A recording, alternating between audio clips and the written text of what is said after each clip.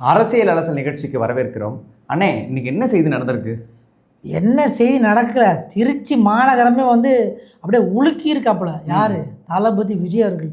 TVK தலைவர் தளபதி விஜய் அவரோட பயணம் இன்னைக்கு எப்படி இருந்துச்சுன்றது நீங்களே சொல்லுங்க.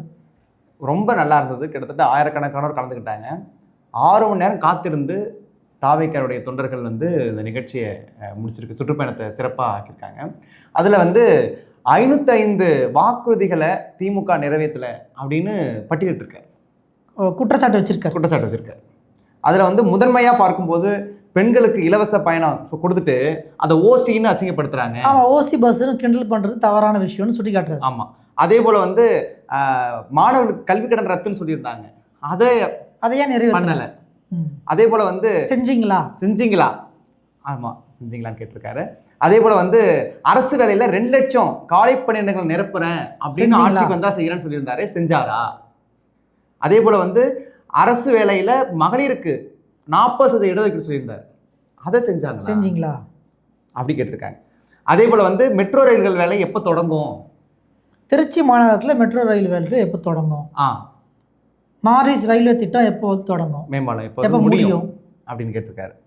அதே போல் அரசு ஊழியர்களுடைய பழைய ஓய்வு திட்டத்தை எப்போ கொண்டு வர போகிறாங்க? சொன்னாங்கல்ல, செஞ்சாங்களா அப்படிங்கிற விஷயத்தை சொல்லியிருக்காரு.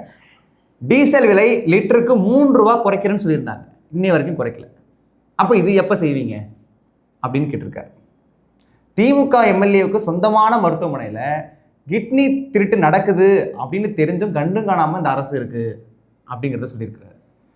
திமுக அமைச்சர்கள் 2 பேர் திருச்சி தொகுதி 9 தொகுதிகளில் இருந்தும் இன்னும் திருச்சி மக்களுக்கு பிரச்சனைகள் இருக்குது அப்படிங்கிறதையும் ரொம்ப அழகாக குற்றம் சாட்டிருக்காரு. அதே போல் தமிழர்களுடைய தமிழ்நாட்டில் தமிழர்களுக்கே 75% அரசு வேலைன்னு சொல்லியிருந்தாங்களே, அதை உறுதியாக இல்லை. இன்னும் அதை செஞ்சாங்களான்னு கேட்டிருக்காங்க.